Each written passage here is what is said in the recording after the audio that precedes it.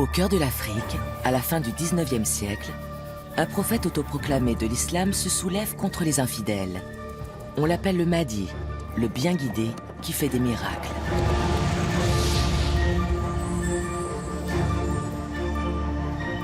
Il réussit à capturer le gouverneur du Darfour, un jeune Autrichien du nom de Rudolf Slatin.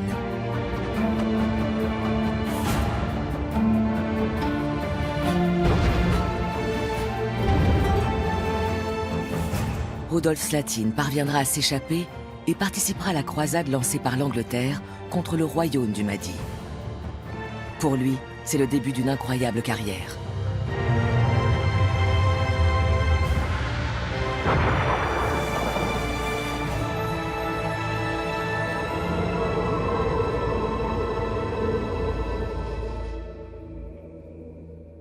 Depuis des années, les pays du Proche-Orient sont sous la menace d'un adversaire fanatique, prêt à tout, l'État islamique.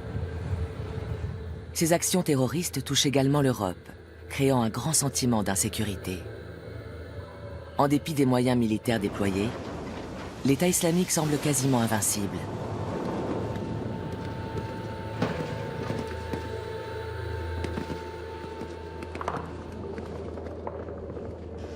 La suprématie des Occidentaux avait déjà été ébranlée il y a plus d'un siècle au Soudan.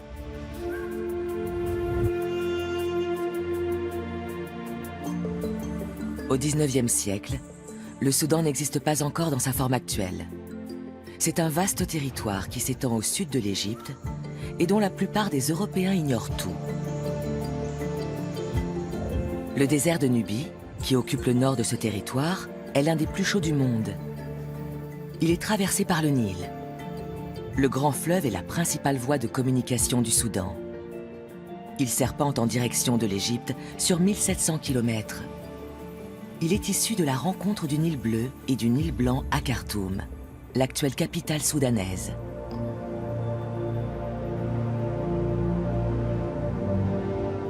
C'est sur ce vaste territoire occupé en grande partie par un désert inhospitalier qu'un homme fonde en 1881 un califat. On l'appelle le Mahdi.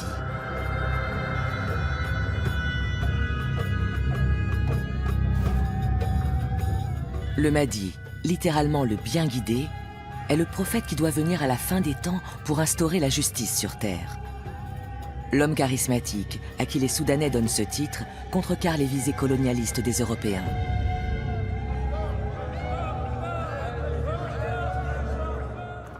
Un peu par hasard, un jeune Autrichien de 24 ans du nom de Rudolf Slatin s'est retrouvé occupé d'importantes fonctions au Soudan. Mes jumelles. Lorsque le soulèvement éclate, il est gouverneur de la province du Darfour, dans l'ouest du Soudan. Seigneur. Regarde-moi ça. Les troupes du prédicateur vont de victoire en victoire. Ils sont de plus en plus nombreux. Chaque jour. Il est encore temps de capituler. Ce serait peut-être judicieux. Et vous vous êtes converti à l'islam il y a très longtemps déjà, comme vous nous l'avez expliqué. Le Mahdi ne vous tuera pas, c'est sûr. Avec lui, les fidèles sont toujours épargnés. Le Mahdi ne me tuera peut-être pas. Ces hommes, en revanche, ne seront certainement pas aussi cléments. Monsieur, il faut que nous quittions rapidement cette zone. Le Mahdi a pu poster des agents n'importe où. Oui, en effet, nous devrions y aller. Mettons-nous en chemin. On a failli y passer.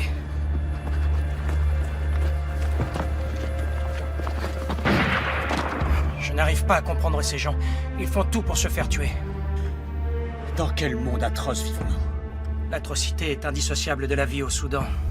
Au même titre que le sable et le soleil, vous finirez par vous y habituer. Je ne sais pas si on s'habitue très vite à ce genre de choses.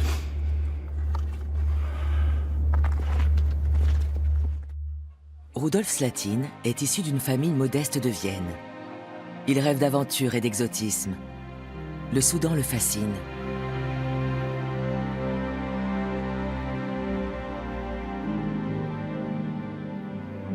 Il est venu y chercher la fortune et la gloire, avec l'espoir de gravir l'échelle sociale.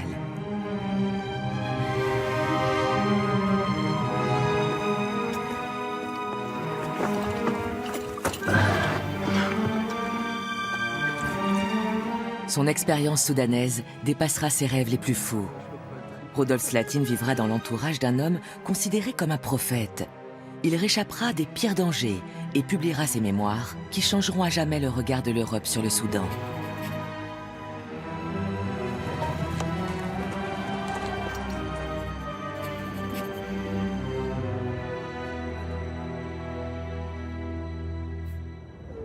Le Soudan n'est pas qu'un vaste désert. Au sud de Khartoum, le Nil Blanc irrigue le marais du Soude, une oasis de vie qui s'étend sur des dizaines de milliers de kilomètres carrés.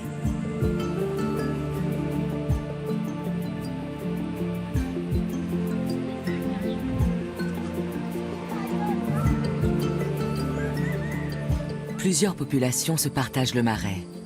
Les Dinka pratiquent l'agriculture et l'élevage. Ils vivent au rythme du fleuve.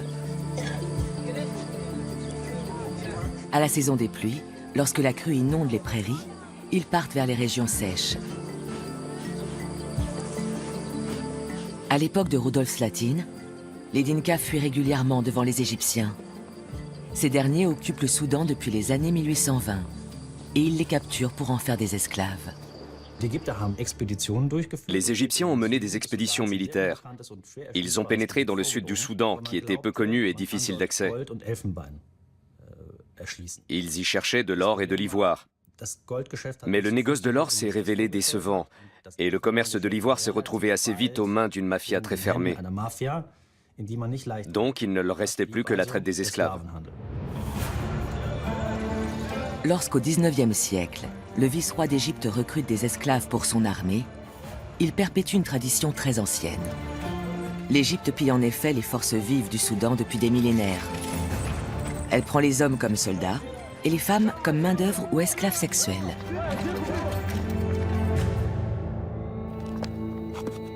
Je suis le tout premier Européen, alors que j'ai à peine 25 ans, à me retrouver gouverneur du Darfour.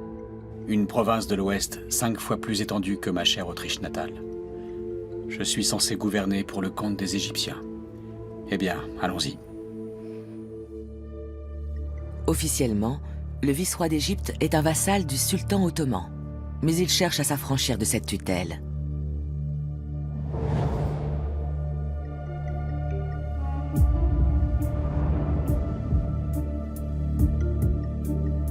Il rêve de faire de l'Égypte une nation moderne, capable de rivaliser avec les grandes puissances européennes. Un grand projet lui tient à cœur, la construction du canal de Suez. Le Royaume-Uni lui offre son aide pour le réaliser, assorti de prêts généreux. Mais ce projet est un gouffre financier qui va mener l'Égypte au bord de la faillite.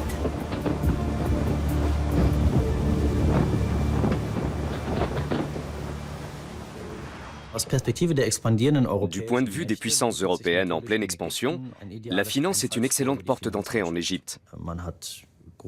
Les Européens ont prêté de grosses sommes aux Égyptiens, en sachant parfaitement qu'ils ne pourraient pas les rembourser.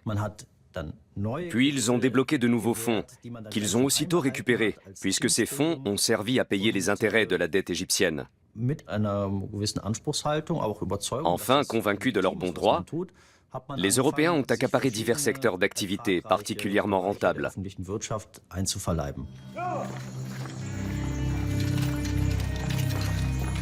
Peu à peu, les Anglais prennent le contrôle du pouvoir en Égypte. Pour les rembourser, les Égyptiens pillent de plus belle le Soudan.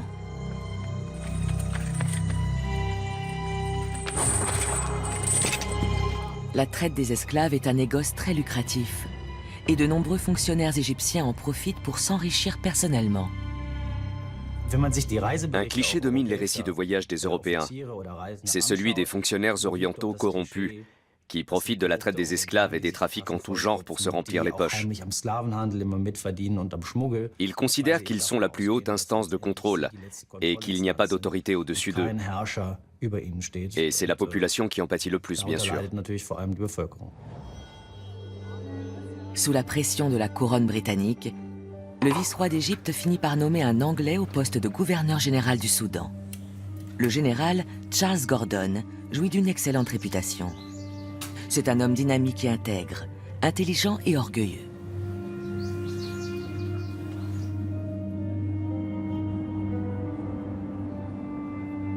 Il est chargé d'assainir l'économie soudanaise afin qu'elle rapporte enfin de l'argent à l'Égypte.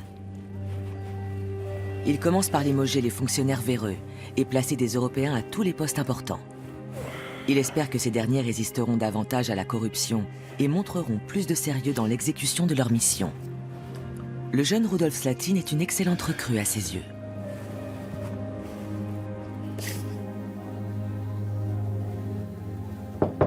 Je vous en prie. Slatin, entrez. Je suis très honoré d'être ici, général. Votre réputation vous a précédé. Nous avons du pain sur la planche. C'est un grand territoire à gouverner. Oui. Je suis persuadé que vous serez parfait. C'était des emplois assez bien rémunérés, qui permettaient d'accéder très vite à des grades élevés où on avait du pouvoir, de l'argent et de nombreux serviteurs. C'était une belle promotion. Même si on dépendait officiellement de l'administration égyptienne, on avait quand même une grande marge de manœuvre. On pouvait agir en toute impunité sans avoir à craindre la morale bourgeoise. Ici, à Khartoum, je suis confronté à des situations que j'ai connues en Autriche. Certes, mon cher empereur François-Joseph gouverne 17 peuples, mais à mon avis, ils sont bien plus nombreux ici. En vérité, je commence à avoir une vision globale de ce qui m'entoure. Khartoum est très cosmopolite. Il y a des aventuriers, des explorateurs, des voyageurs venus de tous les pays. Naturellement, je bénéficie de ma propre maison et du personnel indispensable. Ainsi, la vie des Européens est plus agréable. Charles Gordon voyage beaucoup. Il est chargé de traiter avec les nombreux peuples du Soudan qui le tiennent en haute estime.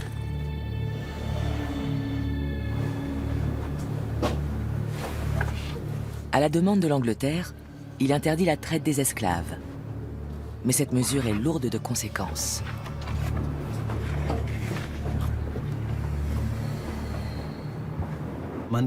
À l'époque, Londres est convaincu qu'il est possible d'abolir l'esclavage. Les libéraux pensent même que cela peut dynamiser l'économie, dans la mesure où les esclavagistes ne pourront plus demander aux autres de s'échiner à leur place, et où chacun pourra travailler et être productif pour lui-même. À cette époque, certaines économies, en particulier musulmanes, reposent sur l'esclavagisme, une pratique considérée alors comme normale. Il y a même des dizaines de milliers d'Européens qui sont esclaves dans le monde arabe. Ce n'est qu'en 1830, quand les Français conquièrent l'Afrique du Nord, que cette pratique prend fin. Mais le Soudan exporte alors davantage d'esclaves noirs vers le monde arabe. En abolissant l'esclavage, Charles Gordon déstabilise donc toute l'économie traditionnelle de la région. En arabe, abd signifie esclave, mais ça peut aussi signifier noir. Ce n'est pas politiquement correct, mais ça se dit beaucoup aujourd'hui encore. Cela montre bien que la traite des Noirs a été tolérée très longtemps.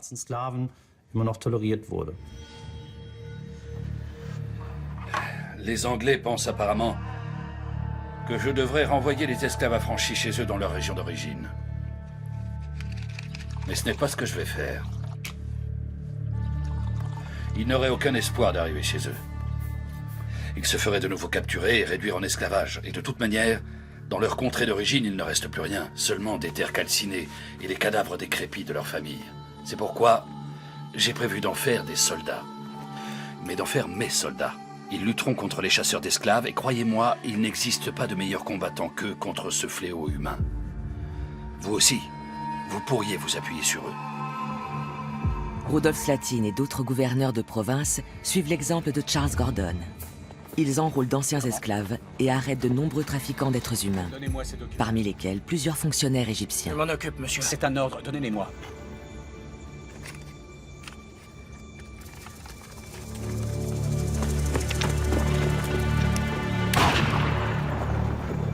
Je le voulais vivant. Mais il n'est pas si facile d'éradiquer l'esclavagisme. La difficulté avec l'économie fondée sur l'esclavage, c'est l'effet boule de neige. On réduit des personnes en esclavage, puis on les corrompt en leur donnant des postes à responsabilité. Certains deviennent même des sous-traitants des trafiquants. Cela finit par brouiller la frontière entre coupables et innocents. Beaucoup d'anciens esclaves contribuent à cette économie. À leur tour, ils réduisent en esclavage des peuples voisins ou des ennemis héréditaires, puis les remettent aux mains des grands trafiquants qui les livrent aux clients finaux.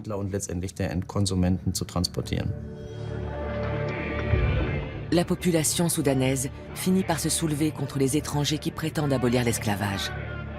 L'heure de Mohamed Ahmad va bientôt sonner. Le Mahdi veut en effet chasser les infidèles étrangers et rétablir l'esclavage. Il veut rendre le Soudan aux Soudanais.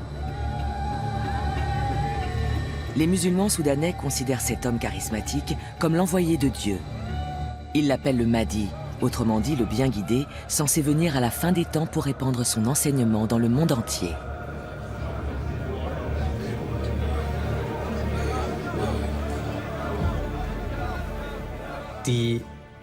L'idée que le siècle touche à sa fin et qu'une sorte de figure messianique va venir pour unifier et libérer le peuple est très répandue à l'époque. Elle est renforcée par l'instabilité économique et politique du Soudan et par le fait qu'une grande partie de la population a souffert de ce système, de cette exploitation. Le mouvement mahdiste va tirer profit de tout cela. Plusieurs éléments favorisent l'expansion du mouvement de Mohammadabad. Le ralentissement économique provoqué par l'abolition de l'esclavage, l'abdication du vice-roi égyptien, que les Soudanais détestent, ou encore le départ de Charles Gordon, l'adversaire le plus dangereux du Mahdi.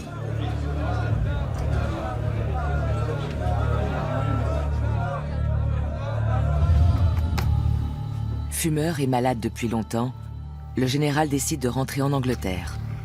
Son départ va déstabiliser encore davantage le Soudan.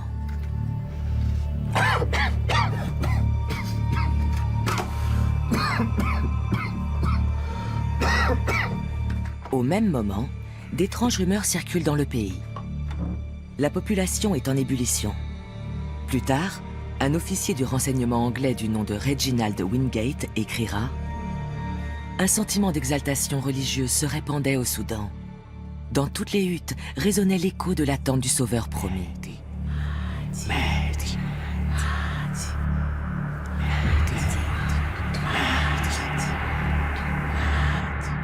Le vent chaud qui soufflait de la côte murmurait le nom du Mahdi.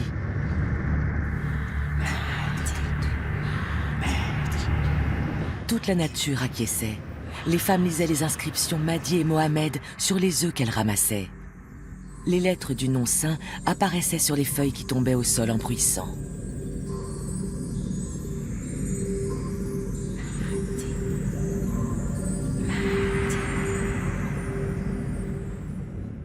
Quelle est cette personnalité fascinante qui provoque autant de remous? Mohamed Ahmad est né sur une île du Nil, près de Dongola, dans le nord du Soudan. La province dont il est originaire possède une longue histoire. Ces oasis sont en effet peuplées depuis de nombreux millénaires. Elles ont été le berceau d'une civilisation concurrente de l'Égypte pharaonique qui a bâti ses propres pyramides.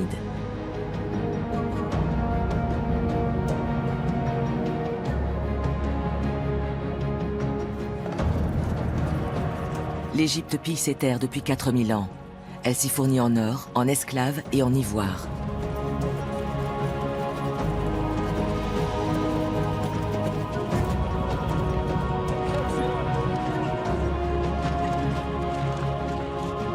À partir du XIVe siècle, des tribus arabes pénètrent au Soudan.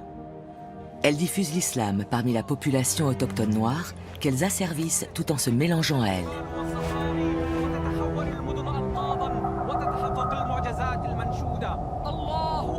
Mohamed Ahmad est un descendant de ces tribus. Il pense que les infidèles sous-estiment depuis trop longtemps les Arabes noirs du Soudan.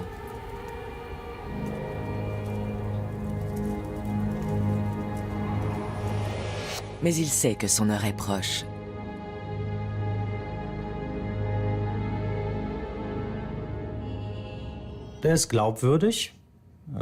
Il est crédible parce qu'il est lui-même issu d'un milieu très modeste.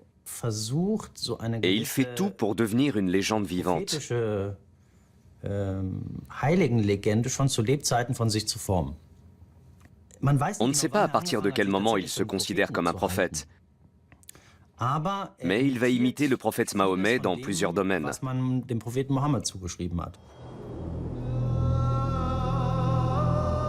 Mohammed Ahmad a été formé dans les confréries soufis. Ces confréries incarnent la branche mystique de l'islam. Elles sont très influentes au Soudan.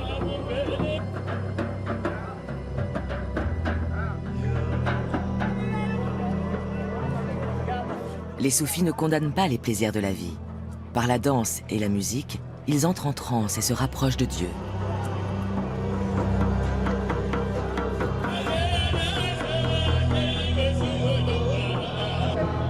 Mohammed Ahmad s'est éloigné de ces pratiques et en vient à les considérer comme impies.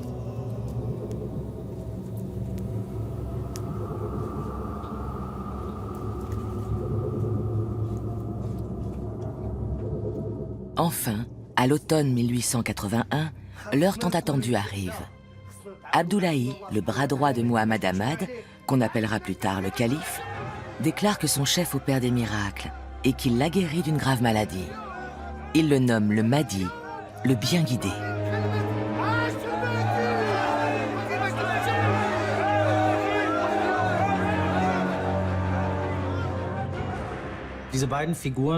Mohammed Ahmad et son calife forment un bon tandem.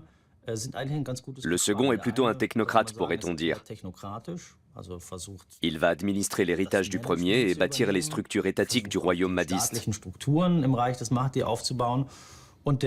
Le Mahdi, lui, est avant tout un chef charismatique qui mobilise les foules.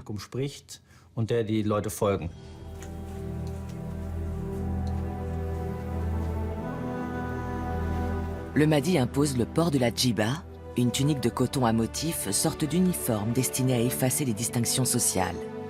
Il interdit les bijoux, la musique et la danse. Il proscrit même le pèlerinage à la Mecque.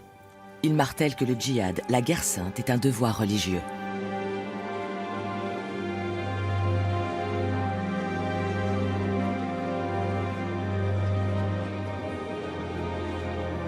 Il fait brûler presque tous les livres, à l'exception du Coran, et il renvoie les théologiens chez eux. Rien ne doit détourner les croyants de la pratique religieuse qu'il leur dicte, pas même l'étude ou le savoir. Seule la parole du Mahdi est valable. Je leur ai dit que vous ne vouliez pas les voir, mais ils refusent de partir. Lorsque l'on vient l'arrêter pour incitation à la révolte, il rétorque « Après Dieu et le prophète, c'est moi le seul maître ici. Je n'irai pas à Khartoum pour me justifier. Ils vont revenir. » Le lendemain, 200 soldats sont envoyés pour l'arrêter. Ils seront tous tués par ses Ansar, ses auxiliaires, un terme déjà employé par le prophète Mahomet pour désigner ses adeptes.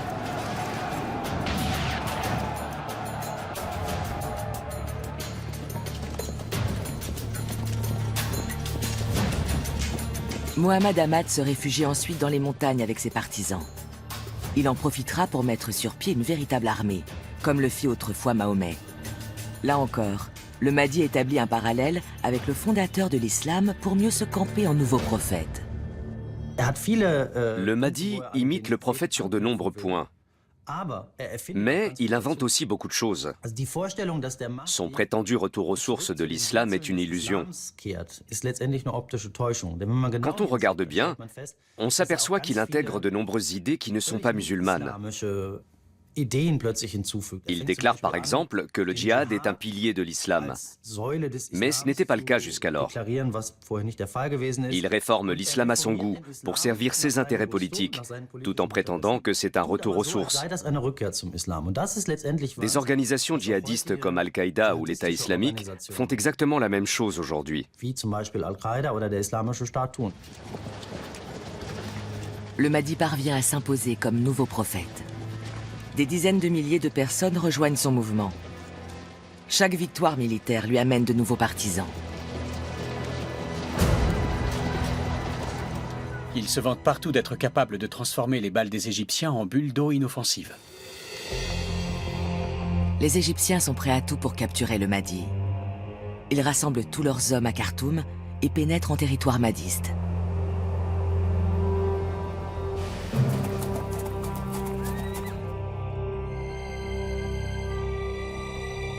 Les quelques 11 000 soldats sont placés sous le commandement d'un officier anglais expérimenté du nom de William Hicks. Mais il manque d'eau et souffre des attaques répétées des madistes, dont William Hicks a sous-estimé le nombre et le sens du sacrifice.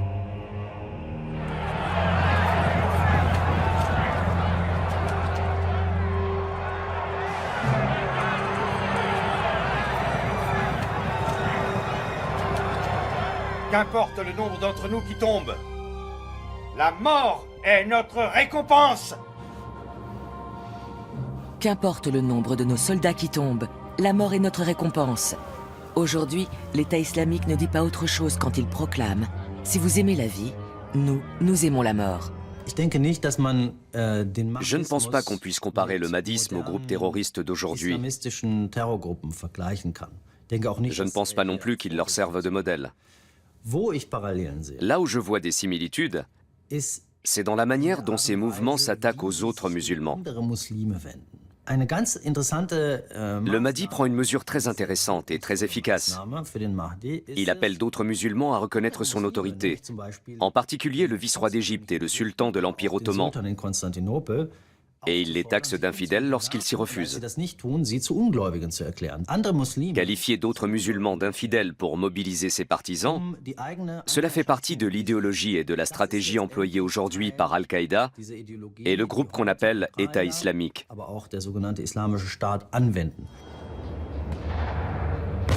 Les mahdistes encerclent les troupes anglo-égyptiennes le 5 novembre 1883. Une lutte à mort s'engage. Le journal d'un mercenaire autrichien nommé Hertel est parvenu jusqu'à nous.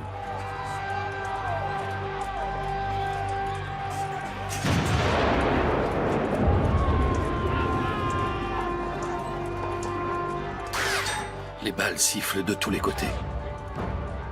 Chameaux, mulets et soldats tombent en nombre. Notre groupe est trop imposant. Les balles ne peuvent pas passer à côté.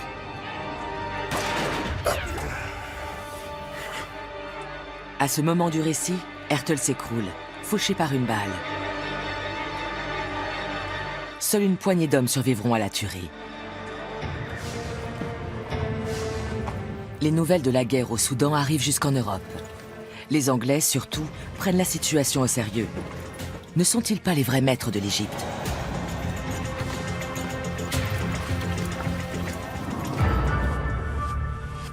L'Empire britannique couvre alors près de 30 millions de kilomètres carrés, soit un quart de la surface de la Terre. C'est l'un des plus grands empires de l'histoire. Mais Londres a du mal à faire régner l'ordre dans ses colonies. Les révoltes qui ont éclaté en Inde, en Chine et en Afghanistan ont causé des pertes importantes. Les Anglais hésitent à s'engager dans un nouveau conflit.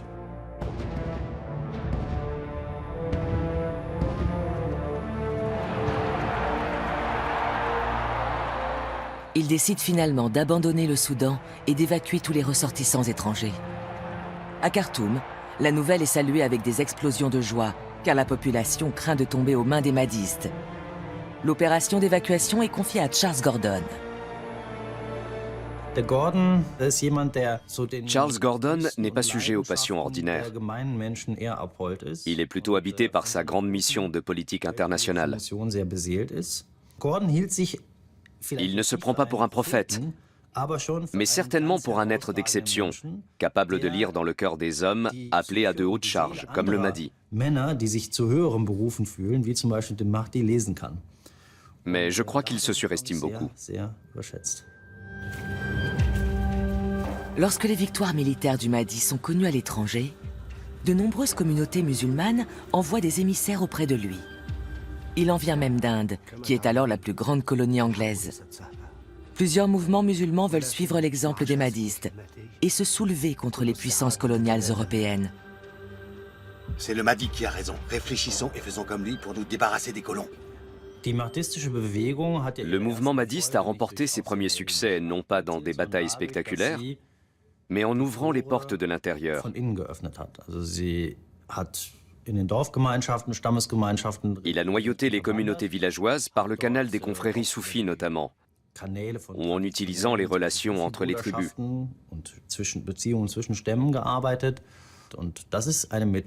On peut dire que cette méthode a été employée jusqu'à un certain degré par le prophète Mahomet et qu'elle inspire certaines organisations islamistes actuelles.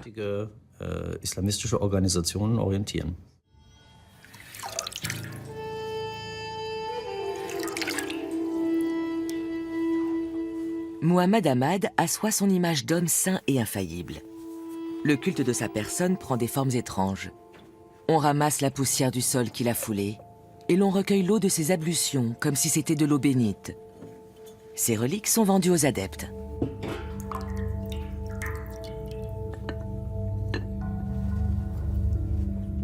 Le produit de la vente alimente la caisse de guerre du Mahdi.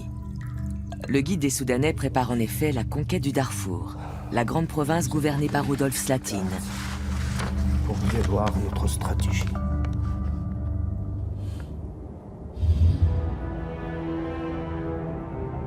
Un silence de mort règne à Dara, la capitale du Darfour. L'approvisionnement de la ville n'est plus assuré. Le gouverneur n'a plus que quelques centaines de soldats et très peu de munitions. La bataille semble perdue d'avance.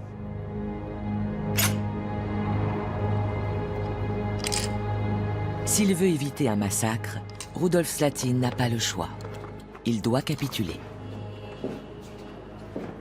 Rudolf Slatin est originaire de Bohême, mais c'est un vrai Viennois. Et comme dit un dicton, les vrais Viennois s'en sortent toujours. Slatin entretient des relations qu'on peut qualifier de pragmatiques avec le Mahdi et son successeur, le calife Abdullahi. Il les flatte quand c'est opportun, il met en avant sa conversion à l'islam si nécessaire, et il s'adapte à la situation politique, quelle qu'elle soit.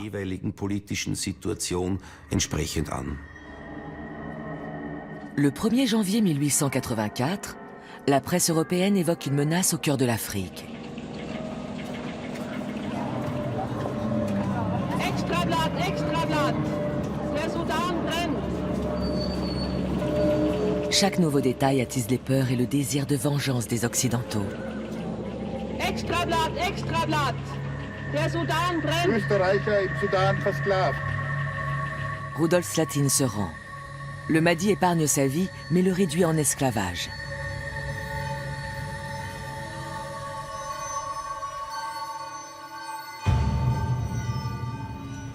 Quand j'étais prisonnier du Mahdi, j'ai revu de vieilles connaissances qui m'ont donné des conseils. Tiens ta langue et surtout, ne fais jamais confiance à personne. Et puis, prends ton mal en patience. J'ai suivi scrupuleusement ses recommandations. Celui qui vit longtemps voit beaucoup de choses.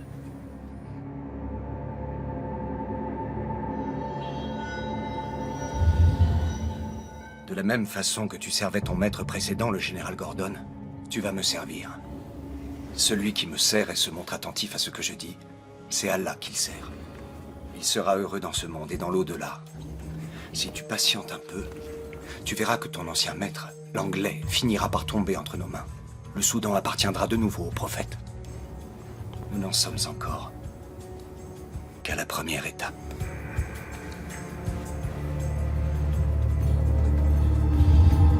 Charles Gordon a évacué plusieurs milliers d'Européens qui ont rejoint l'Égypte.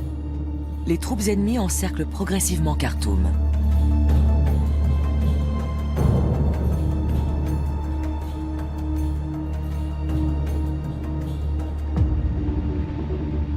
Le général anglais est responsable des quelques 60 000 personnes encore présentes dans la ville.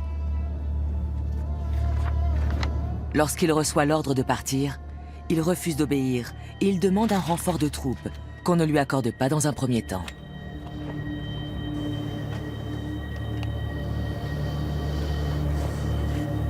Pendant ce temps-là, chez le Mahdi, Rudolf Slatin est forcé d'abdiquer la foi chrétienne. Tous les Européens se sont vus contraints de rédiger un texte destiné au commandant de l'armée britannique, dans lequel ils devaient déclarer qu'ils s'étaient convertis à l'islam et n'envisageaient en aucune façon de retourner dans leur patrie d'origine. Ce gros mensonge, je l'ai signé sereinement et sans la moindre émotion. J'ai dû néanmoins faire preuve d'une maîtrise absolue pour ne rien laisser transparaître de la douleur terrible que m'occasionnaient les heures passées dans cette position inhumaine, assis en tailleur, à même le sol, pour assister aux audiences du Mahdi et prier.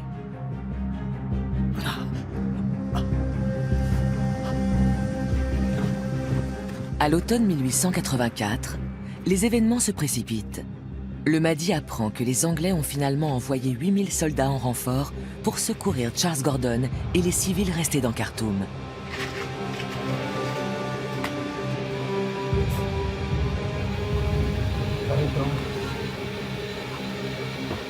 Muhammad Ahmad n'a plus de temps à perdre. La bataille décisive aura lieu le 26 janvier 1885.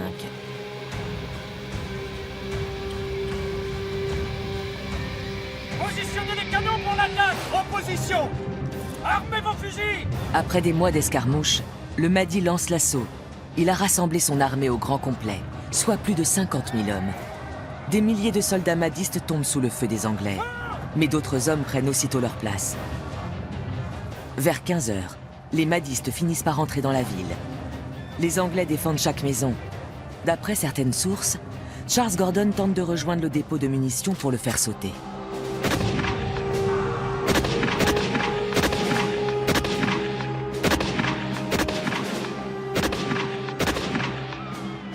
Mais il n'en aura pas le temps.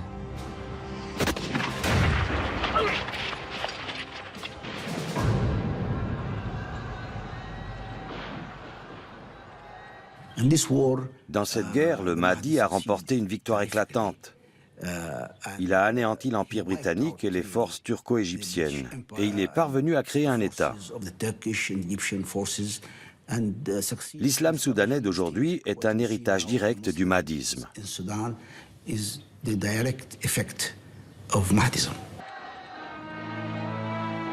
Muhammad Ahmad voulait Charles Gordon vivant. Mais ses troupes, fanatisées et déchaînées, vont massacrer le général anglais, ses soldats et la plupart des civils.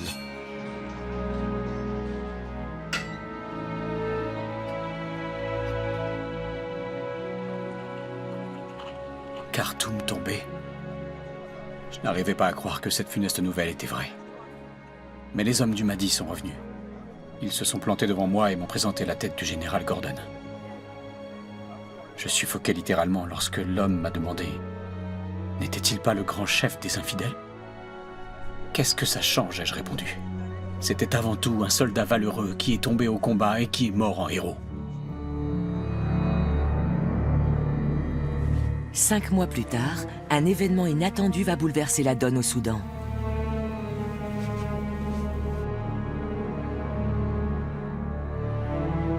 Muhammad Ahmad décède brutalement. On ignore s'il a succombé au typhus ou s'il a été empoisonné par une concubine vengeresse.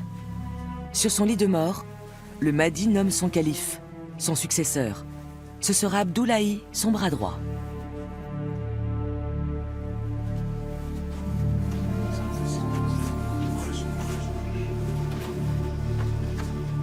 Abdoulaye assoit son pouvoir avec brutalité.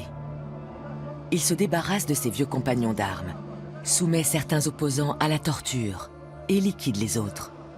Il interdit l'alcool, le tabac et les fêtes profanes. Il exige qu'on marie les filles comme les garçons dès qu'ils sont en âge de procréer, pour disposer rapidement d'un vivier de soldats.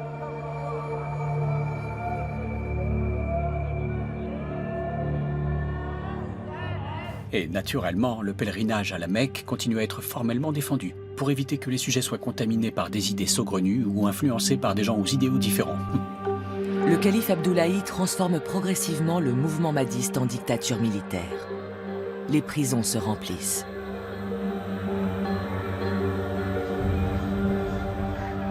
La situation se complique à la mort du Mahdi. Le calife prend la tête du mouvement et tente d'évincer la famille du Mahdi. Il veut diriger le royaume, mais il se retrouve avec 1000 détails à régler, car il doit administrer l'État que son prédécesseur a créé, porté par une grande mobilisation. Manifestement, il est plus facile de bâtir un royaume que d'en hériter.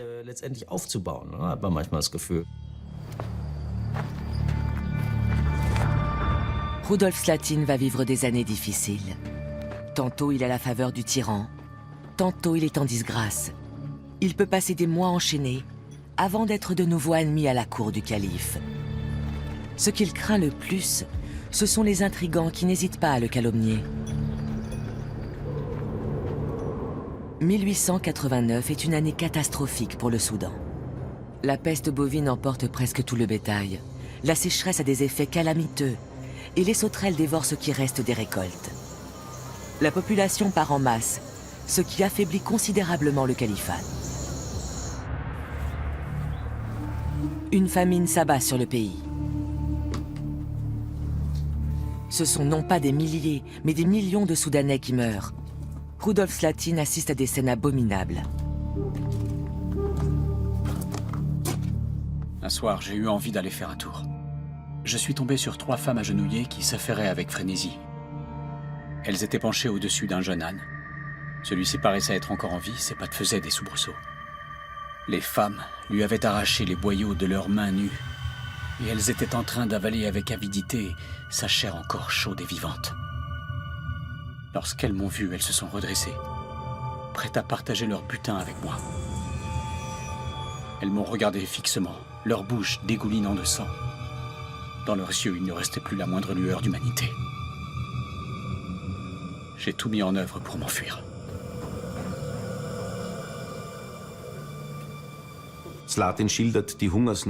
Rudolf Slatin décrit la famine avec des mots terribles. Lui-même ne semble pas toucher trop durement puisqu'il dit qu'il nourrit des personnes affamées. Il a une maison avec des servantes à Omdurman. Et quand il s'évade, il laisse derrière lui 2 épouses, une princesse royale du Darfour et une éthiopienne dans un état de grossesse avancée.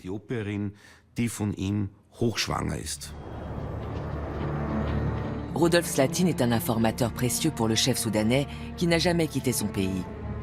Cela lui vaut un traitement de faveur. Mais il devient aussi une source d'informations inestimable pour Reginald Wingate.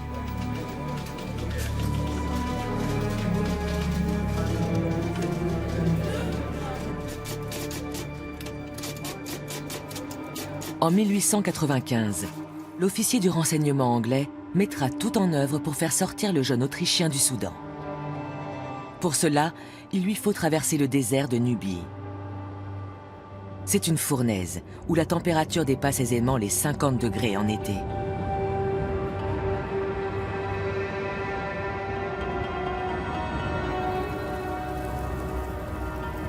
Rudolf Slatin va parcourir 1500 km dans cet enfer.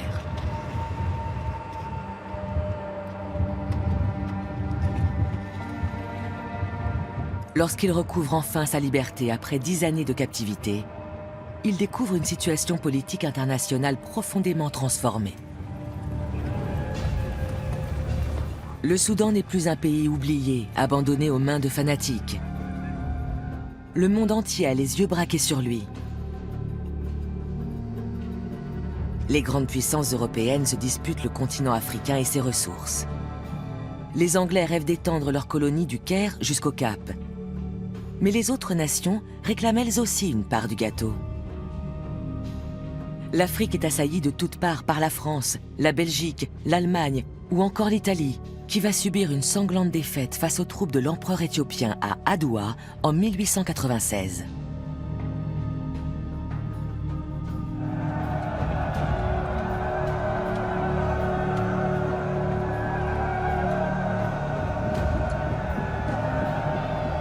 Ce revers décide les Anglais à intervenir.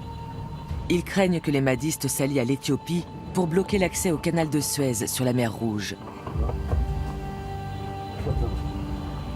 Ils veulent attaquer au plus vite pour enrayer leur expansion.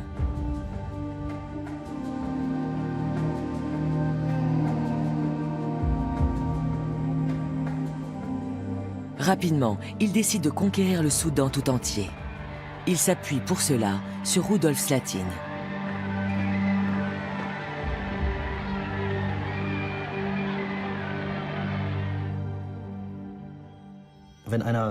C'est un Européen, un captif qui a réussi à s'échapper de manière spectaculaire.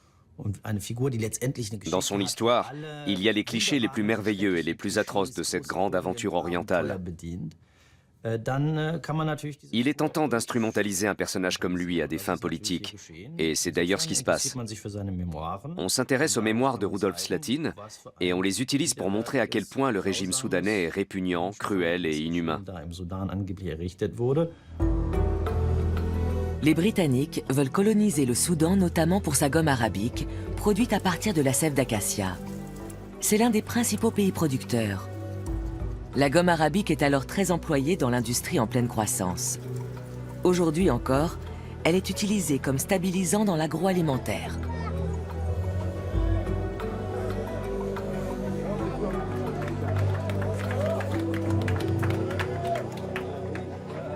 Les Britanniques font de gros investissements pour conquérir le Soudan. Ils construisent une voie de chemin de fer à travers le désert de Nubie. Les travaux durent une année entière et sont particulièrement pénibles du fait de la chaleur. Mais Londres n'a guère le choix.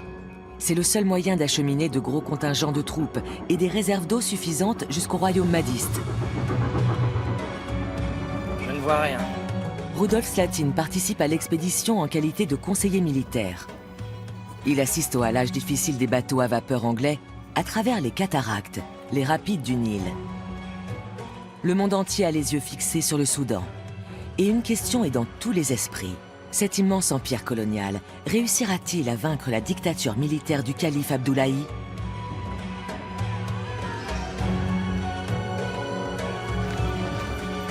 Le calife suit la progression des Britanniques à distance. Il pense qu'il lui suffit de patienter.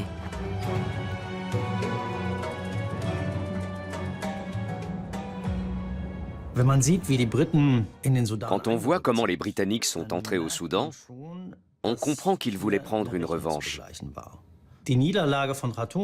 La défaite de Khartoum avait terni leur image et créé un précédent. Ils voulaient rendre l'appareil et empêcher une contagion qui pouvait mettre en péril leur empire et les autres empires coloniaux. Conscients du risque encouru, les Britanniques choisissent de se faire passer pour des libérateurs venus combattre l'Empire du Mal.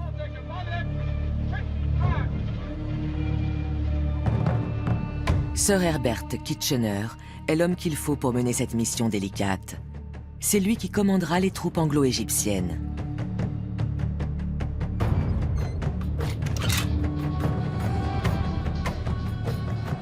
Le 1er septembre 1898, 60 000 mahdistes affrontent les 25 000 soldats de Herbert Kitchener devant Omdurman.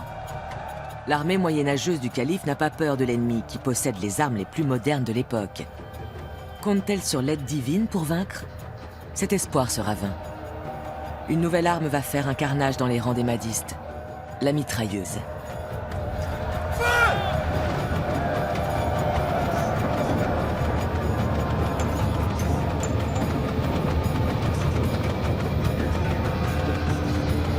Le sort de la bataille est scellé en quelques heures. Les pertes se chiffrent à 48 hommes côté britannique, contre 12 000 côté soudanais. Au cours des jours suivants, des milliers de blessés mahdistes succomberont à leurs blessures dans d'affreuses souffrances, abandonnés de tous, y compris de leurs prétendus libérateurs. Herbert Kitchener a remporté la victoire, mais ses troupes n'ont plus aucune retenue.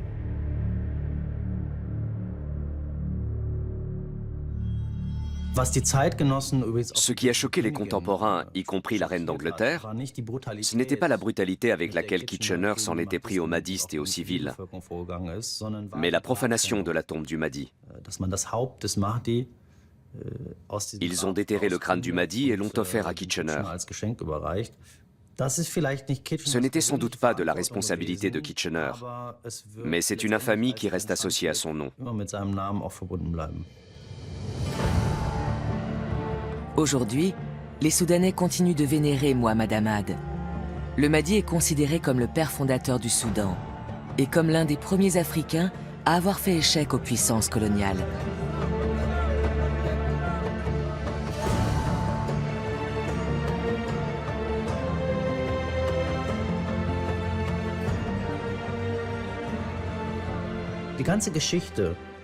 Toute l'histoire du mahdisme et de la lutte contre le mahdisme soudanais a marqué les relations entre les pays occidentaux colonisateurs et les pays musulmans. L'islam est devenu le mouvement et l'idéologie de libération du colonialisme. L'idée que l'islam s'oppose au colonialisme et à l'Occident a été reprise par de nombreux groupes islamiques, aujourd'hui encore. Les événements qui se sont produits au XIXe siècle au Soudan ont fait de l'islam une idéologie de lutte contre l'oppresseur. En ce sens, il continue d'influencer les relations entre l'Orient et l'Occident au XXIe siècle. Et Rudolf Slatin dans tout cela? Le jeune aventurier autrichien est désormais le favori de la reine Victoria. Il est couvert de distinctions, fréquente les salons et devient la coqueluche de l'Europe mondaine de la fin du XIXe siècle. Il se marie et a une fille. Nommé inspecteur général du Soudan par les Anglais, il participe à la reconstruction du pays qui a perdu 3/4 de sa population en 20 ans de guerre et de famine.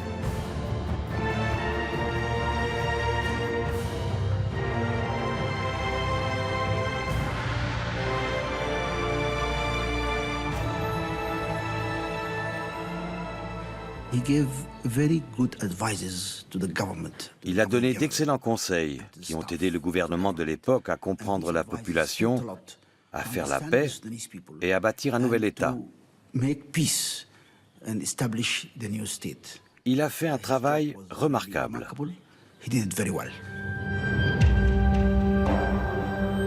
Rudolf Slatin n'a-t-il jamais retrouvé ses 2 épouses africaines?